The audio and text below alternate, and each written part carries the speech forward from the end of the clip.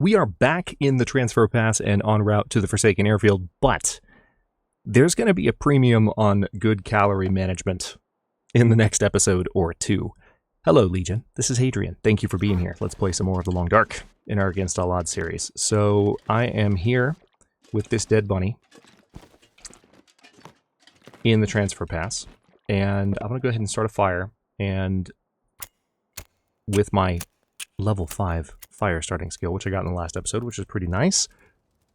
But while we are cooking this meat, one thing that I'm going to need to do is make sure... Might also get some water out of this fire while I can. We're going to need to make sure that we find some additional food in the area, because this one bunny is not going to be enough. It's just not.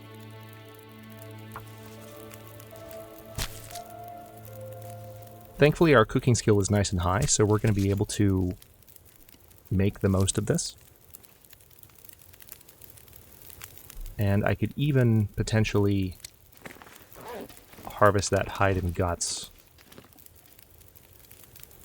But I'm not too concerned about that at the moment. The main thing that I want to do...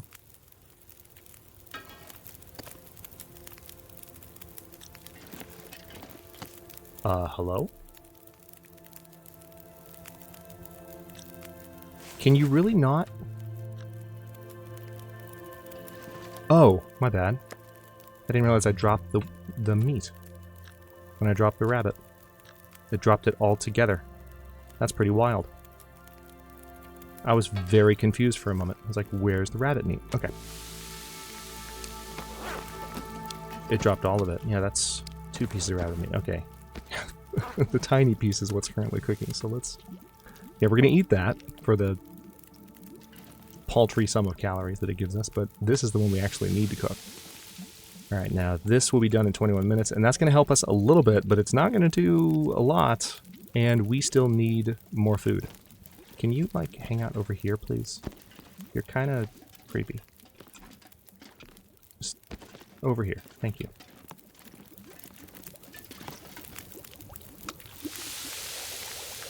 Okay, let's drink that.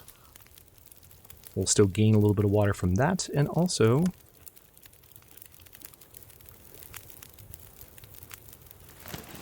that. Alright, 1 hour, 7 minutes on the fire. We're a little bit better. Alright, water-wise, we have plenty. Yeah, that's one thing worth remembering. I picked up a bunch of water at the base of the cliff as I came down, which was an unexpected find. But what I need to do now is see if I can find another rabbit or ptarmigan. I very much doubt I will find a deer. I'm open to that possibility, but I'm... Oh, there's a cattail. Oh my goodness. Okay, never mind, we're good. There's an entire cattail pond on this side of things that I have not harvested. Get out of here. That's ridiculous. This might, depending on how many there are, this might completely hold me.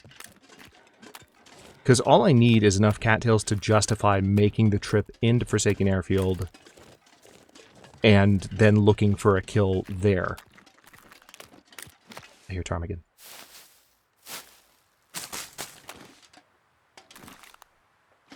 Where are you? That sounded really close. Oh, right there.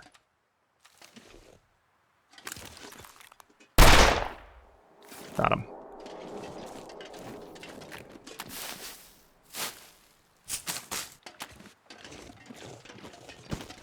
Alright, so that'll come in handy as well, but what's interesting is that if there are more cattails here, could there be more cattails a little bit farther?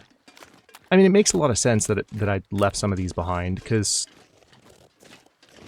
maybe the first couple times I came... Yeah, there's more. First couple times I came through here, I might have been really pressed for time. We are playing on a richer loot table, so this is not Loper adjacent, this is Stalker adjacent. That's what the Series 0 playthroughs have always been about, even though they're almost at an end, which is wild.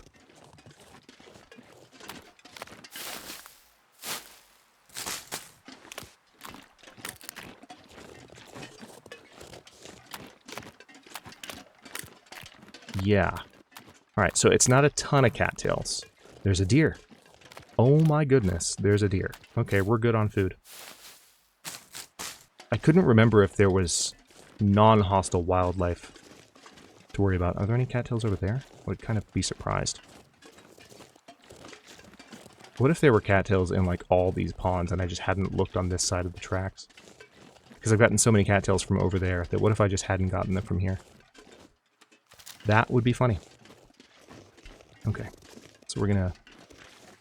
Oh, for a second I thought she was running. She is not.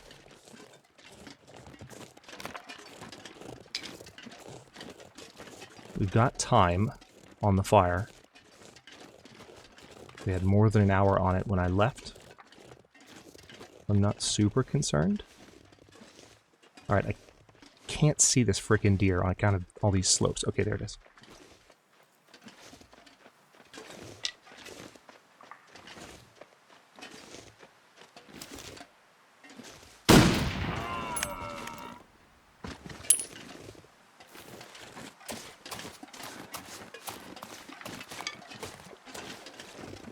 Perfect.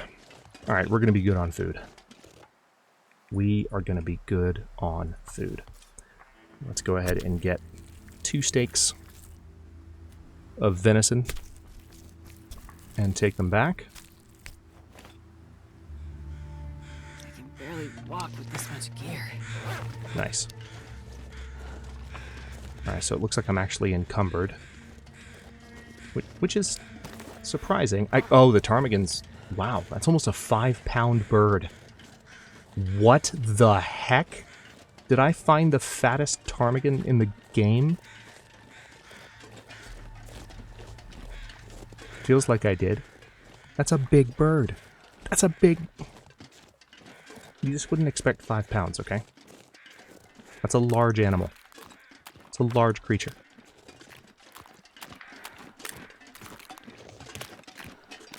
That's the main reason we're slow.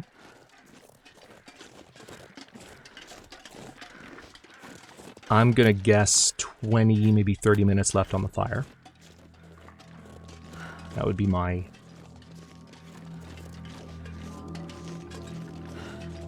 Possibly less, but I'd be surprised if it was less. That would be my guess. Oh nice, there's some reclaimed wood. A couple of pieces. Let's grab it. Of course, this wouldn't be as necessary had I remembered to consume as much deer meat as I could before I left. But I also like the fact that I'm going to have a little bit of food here, because I'll go ahead and cook up that entire deer. I'm starving.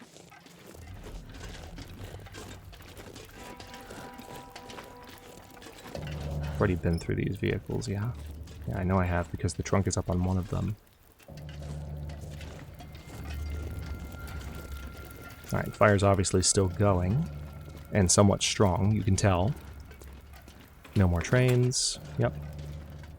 It's dusk, so I can't be far behind. You think? 26 minutes. Okay. Let's put another piece of coal on there. Pick that up.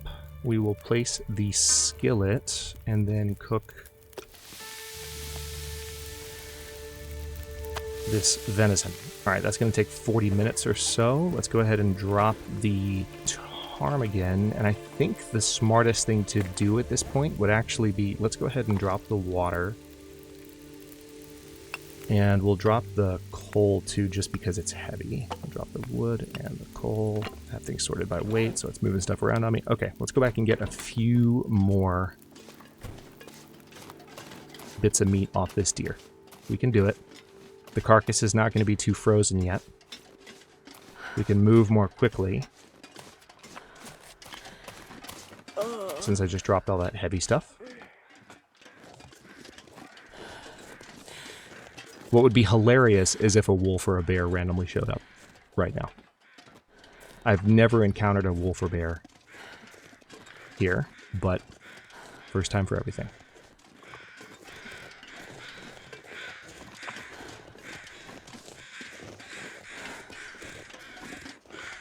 Interesting that carrion crows have already found it. That was fast. They've even dropped feathers already. Nice. 11 minutes. That's what I was counting on. That it would just be 11 minutes. The same as the first 2 that I took off the deer. How much is left? That's 2 trips.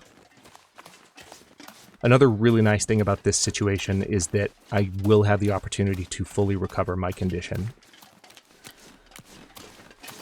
prior to going into Forsaken Airfield. So this has worked out really well, especially because those cattails that I grabbed are going to be my snack for the road, rather than being the thing that I rely on to get me there. I can just have those to keep me topped up, which is phenomenal, and I love it. So we're going to make a few round trips here. Intentionally wear ourselves out. It's part of the plan, so that we can get lots of sleep. Alright, you can hear those sizzling venison steaks. Let's go ahead and... Alright, so that one just finished. We'll eat that. Start cooking the next one. That one just finished. We'll eat that. And we still will have room. We'll start cooking the next one. Still have an hour and 28 minutes on the fire. Let's go back out one more trip.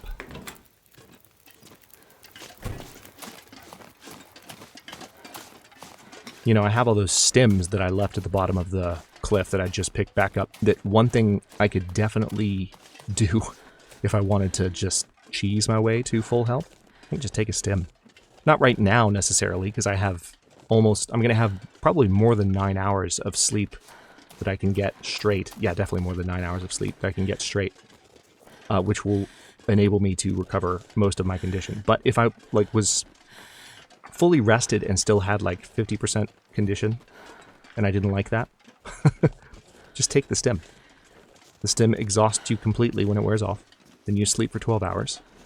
And you get 15% health when you take the stem. So it's a really, really straightforward way if you have a stem to spare and you're in a safe spot where you can sleep in a reasonable temperature. It's a really nice way to recover a ton of health.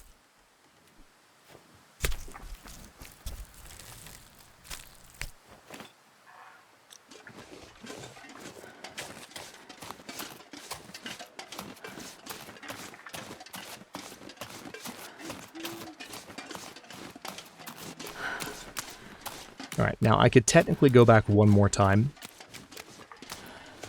for the amount of meat that's left on that deer. I don't think it's really going to be necessary. The main thing that I want to do is just get this food and get some sleep.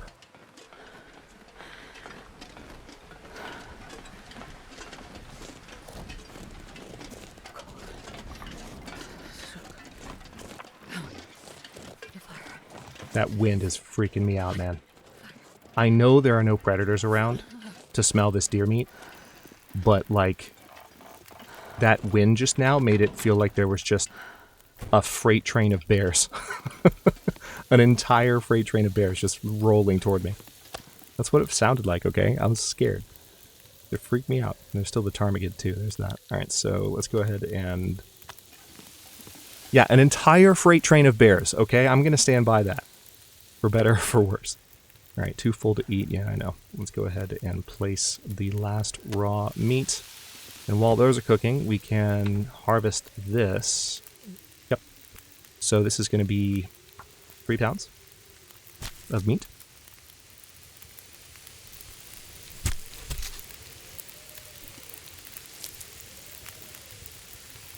And then the feathers will take, with the knife, an hour and 36 minutes. Because reasons, which is perfect because that gives me something to do. I just hope I can do it right now. I really hope I can do it right now. Okay, let's go ahead and just pass time on this. How long is left on the fire, by the way? 26. Alright, glad I spotted that. Let's go ahead and add a few more sticks. Alright, we're going to pick all of these up. And then cook the fresh ptarmigan.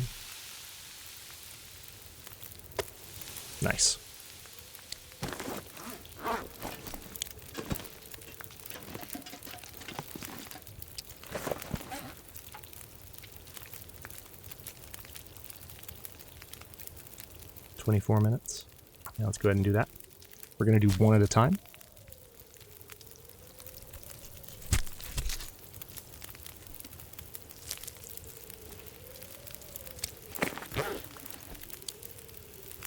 Okay, both of those are cooked. Let's grab that. Still some time on the fire. And put that down. Now we'll grab our water back. And the wood and the coal. I can keep the food on me. There's no reason not to. And now it's just a matter of... Hold on. Let's drink some water. And we're going to finish harvesting that ptarmigan. We'll have plenty of feathers. Yep, hour and 12 minutes. Hopefully you can do this without a fire. Do we have an aurora? We do, and that might be what's enabling me to do it without a fire. Okay. Let's eat this ptarmigan. And then this ptarmigan. Still have plenty of deer meat. And honestly, I'm going to take that with me. Because it's going to be a while before we run into any wolves in the Forsaken Airfield. It is a little bit heavy, so I'll have to think about that. It might be that I can just drop some of this, like, reclaimed wood. Because I've got some coal and I've got these sticks. So maybe that's what I can get rid of. One thing I may do, tell you what, let's go ahead and put these away.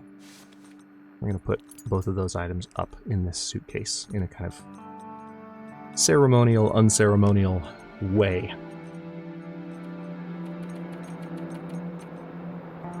Let's go for 12 full hours of sleep. We'll probably get about 11, maybe 11 and change. What matters is the condition that I'm going to get back from this. And I'm going to wake up fully rested. There's actually a little bit of the well-fed bonus surplus showing there, which is fantastic. Let's go ahead and eat this ptarmigan, drink this water. That will reduce our encumbrance, which... And also the weather sounds great. So we are in prime position. Let's go ahead and eat as well. We're in prime position to head for Forsaken Airfield. Yeah, we're definitely a little smelly, which is to be expected.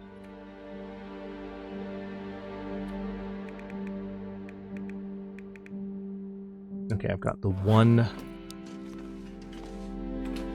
can. Off we go. Back to where it all began. Now, I do somewhat remember the path to... I mean, I know the path to Forsaken Airfield, but the path to the Omega bunker. We have to return to the Omega bunker and investigate the area shown in the Polaroid. Based on the amount of the quest that was completed with each step that we've kind of found our way through. By the way, that label was never filled in. I wonder if that was intentional or not. But based on the amount that we've kind of made it through, we're at 78%. I'm guessing that this is truly the final objective, and that once I'm done with this, this will be the end of the tale. At present, I don't know how I... Wait a minute, did I pick... Yeah, I did. You know what I'm checking. You know what I'm checking. I'm not even going to say it out loud, but you know.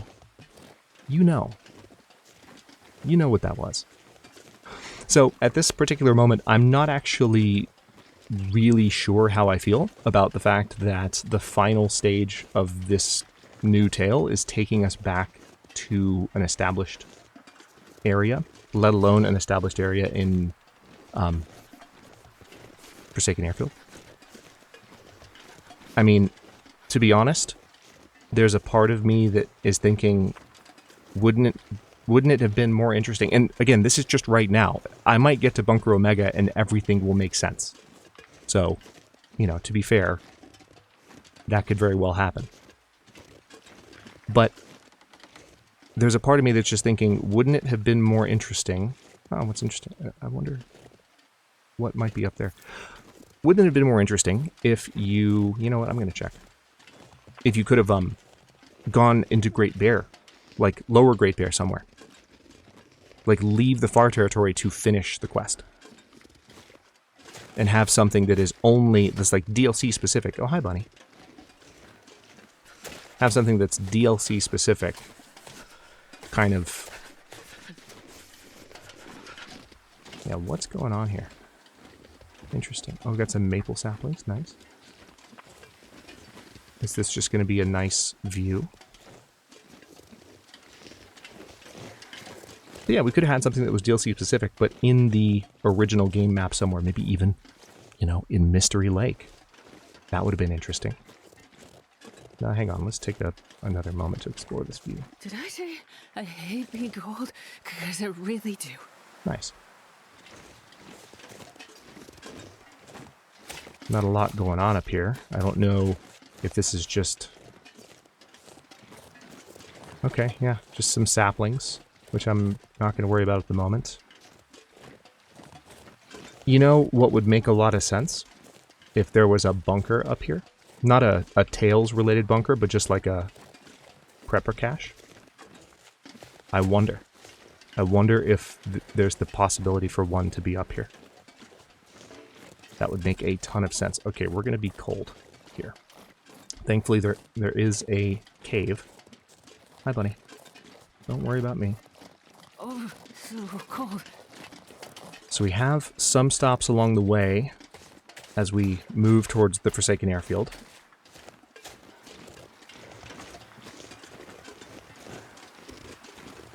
But yeah, we'll have to see. Once I get to the Omega Bunker, or Bunker Omega, as it is technically called, what's the reveal going to be? Are we going to learn Rudiger's grand plan? Are we going to figure out why he cared so much about all this? And the tales are meant to tie in little interesting ways to the story mode. So I still have not played episode 4, believe it or not. I've always been a sandbox Long Dark player. That's what originally drew me to the game, and I know a lot of people have been really excited about the story. Matter of fact, the oldest Kickstarter backers and the people who have been around the longest tend to be the ones who are more jazzed about the story mode coming to completion, because it was originally pitched as a survival story. That was what compelled people to back it. And then when they did the sandbox, if you didn't know this, here's some Long Dark lore for you. When they did the sandbox mode, in order to test the survival mechanics, they were so frickin' good, and the sandbox was so harrowing and compelling and fun that people just started buying the game for the sandbox. And now we are in a day and age of the Long Dark where there are literally 2 separate SKUs on Steam. So you can buy the survival mode separate from the story mode. And they did a lot of work to make that possible. But originally, it was never supposed to be a sandbox at all. The sandbox mechanics were just going to be part of the overall story. But we've had so much fun creating our own stories in the Long Dark ever since. And I just happened to be one of those people that discovered the game after the Kickstarter campaign, once it was in early access on Steam, saw that it was doing well, read about it, was intrigued, loved the art style, watched a few people. Funny enough, when I first was getting interested in the Long Dark, I didn't even know... This is a long time ago. This is 10 years ago. I didn't even know what Twitch was. Which, to those of you who know me well, listening to me say this, it's wild to hear me say that, because I obviously know what Twitch is. I've spent a ton of time on Twitch, especially while the channel was offline during the pandemic, and some of my best friends in the world are Twitch content creators, including both friends that I've made through that time that I just mentioned, and friends that I've had for 10 years or longer, are all on Twitch. So I know what Twitch is. But at the time I didn't know. And I remember watching this guy on Twitch, and I didn't realize at the time he was an independent streamer. I thought maybe he was some games journalist publishing video on this gaming website or something. I don't know. I remember he had a really nice... I've told this story a few times. I remember he had a really nice Scottish accent. I have no idea who he was. Couldn't find him again if I tried, probably. But it wasn't Scott Manley, for those of you who are thinking of the more well-known creators. A really delightful guy, and he played the Long Dark, and he loved the art style, and I agreed. I was like, man, it really does have a nice art style. And off we went.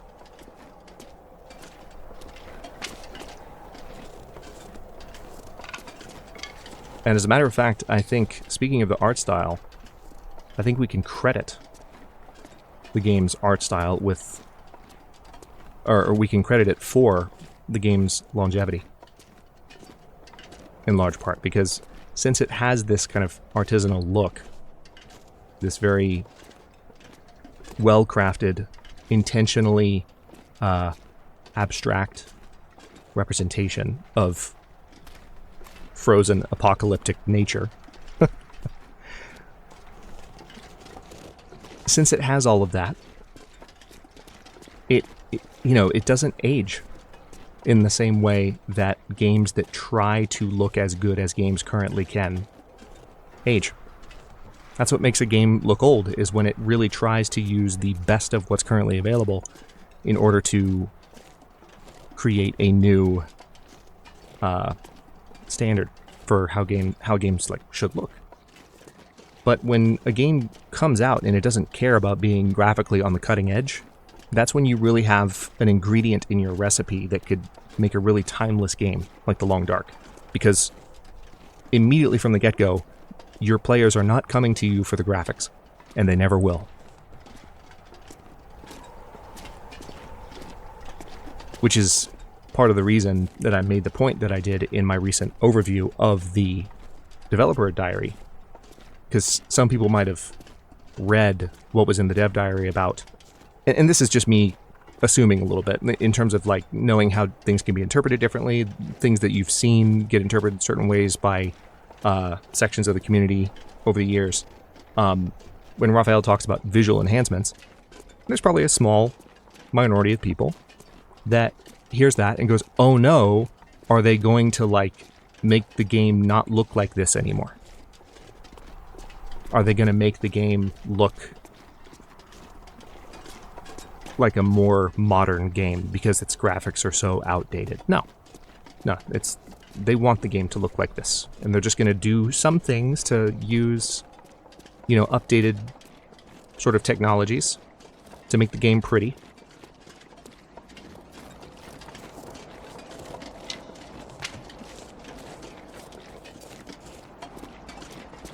But then that'll be the end of it. All right, Bunker Omega's way over there.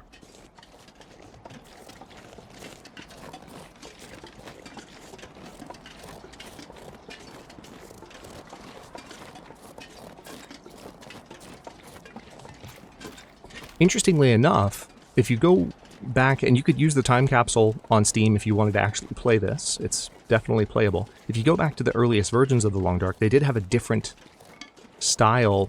It wasn't completely different. They were going for an early version of what we now see everywhere around us when we play The Long Dark, and everywhere around me right now.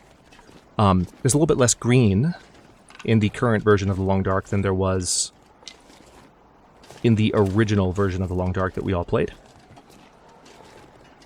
Alright, the wind is blowing in my face, but I've got a cave up here to my left, I believe.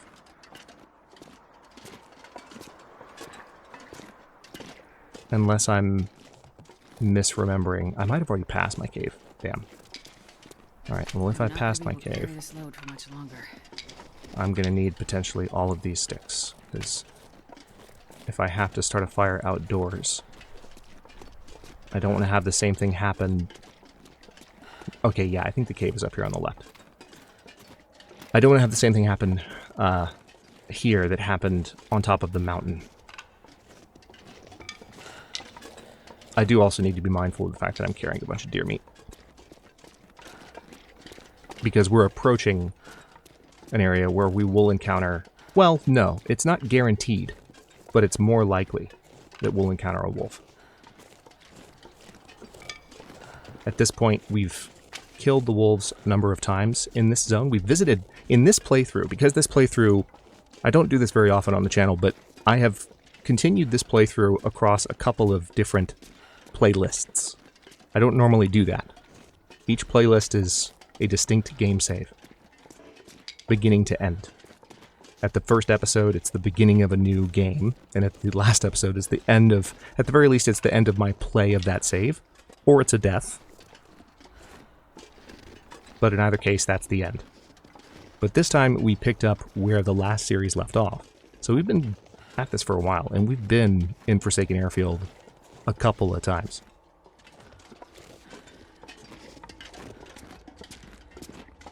Wow. Have I not been in this cave, though? I have. I guess maybe I left that coal the last time I was here. It was sitting...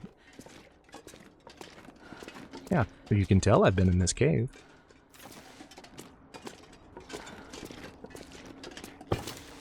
That's wild.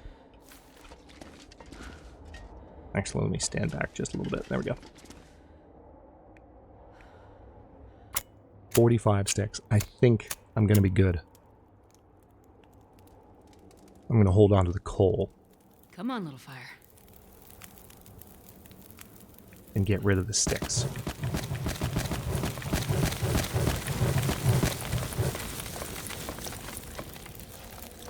Okay.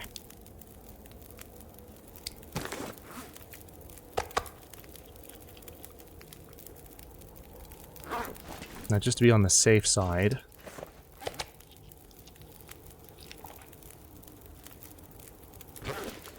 I'm going to drop this meat right outside the cave entrance.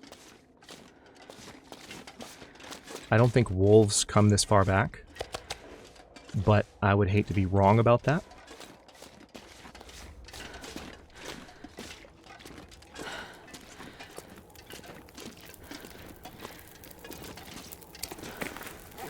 We'll drink some water.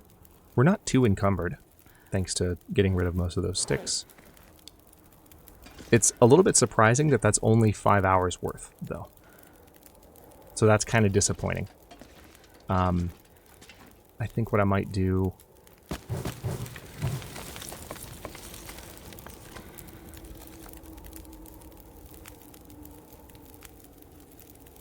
There's a part of me that wants to just press forward. You know what? Yeah. I needed to get rid of a lot of that. That's definitely going to keep me warm enough while I'm in here. That's more fire than I needed, but I was encumbered anyway and carrying a bunch of stuff. So let's go ahead and sleep for 5 hours. We'll regain some condition. I'm going to go ahead and stop this episode here. In the next one, the sun is starting to set, but we're going to make our way towards the next stop, which we're not far from an actual like building that we can enter, but then we can head for the airfield and then head for Bunker Omega in the next episode. And if we're lucky, we'll get to Bunker Omega in the very next episode of this series, and then maybe either end it or continue from there. So we'll kind of have to see how I'm feeling, how we're feeling, and kind of how things wrap up. And then think in terms of what more can we do with the Season 0 run while we've got it. Because this is a very long established save. And nothing wrong with making the most of it. So I will kind of actively brainstorm that and maybe give the comments a couple of days to come in so that folks can let me know what they think. But I also have mentioned, I think rightly so, we've been doing these Season 0 runs for a while. We've actually been doing them for about a year on the channel, all things considered, because the first one started... Actually, it's been more than a year since we started doing these. So the next series that would make a lot of sense would be something more along the lines of what we're accustomed to when I say Against All Odds on the channel, which is Interloper adjacent. And how soon that would arrive, I'm not sure. But hopefully sooner than later is what I would think, because we have other games to play as well. Lots has come out. Frostpunk 2 is out, by the way. So just along the vein of like Frozen Winter Survival. But there's much more than just that. There's a lot right around the corner, too. We got Civilization 7 right around the corner. Oh, my God. Like, there's just so much. It's been a busy time. But that's a discussion for another video, not the end of a random long dark episode towards the end of a playlist. Thank you for watching. Don't forget to like the video and subscribe to follow along. For early episodes, channel emotes, and member badges, look for the join button. New episodes drop at 1 p.m. US Eastern Time every other day, and comments are always welcome, so leave your thoughts below, and I'll see you next time.